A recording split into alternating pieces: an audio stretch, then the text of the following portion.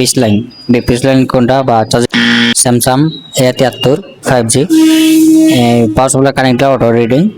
এখানে দেখতে পাচ্ছেন যেন অটোমেটিক, কোনো চেঞ্জ নাই। আই চার্জার লাগালে কোনো চেঞ্জ নাই, কোনো রিডিং নাই। এখানে সর্বপ্রথম আমরা দেখবো যে বিপিএস লাইন। বিপিএস লাইন কোনটা বা চার্জিং আইসি, যে চার্জিং আইসি যে বিপিএস লাইন উৎপাদন হয় এই কালটা মেপে দেখবো আগে। এখানে তিনটার সুন্দরভাবে তুলবেন যাতে কোনো কিছু না হয়, ল্যাবগুলা না উঠে। লেয়ার যে ভিতরে লেয়ারগুলো আছে এখানে অনেক সময় লাইনটা কেটে যায়।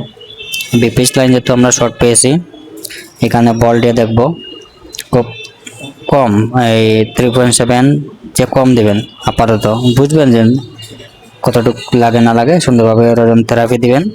থেরাপি দিয়ে দেখবেন কোন ক্যাপাসিটর বা কোন আইসি, যে কোনো একটা আইসি গরম হবে বা শর্ট হবে। রজন থেরাপি দেওয়ার পর দেখলাম যে লাইট এসি বা গ্রাফিক্স আইসি এর শর্ট ছিল, এই জন্য বিপিএস লাইনটা শর্ট। এইখান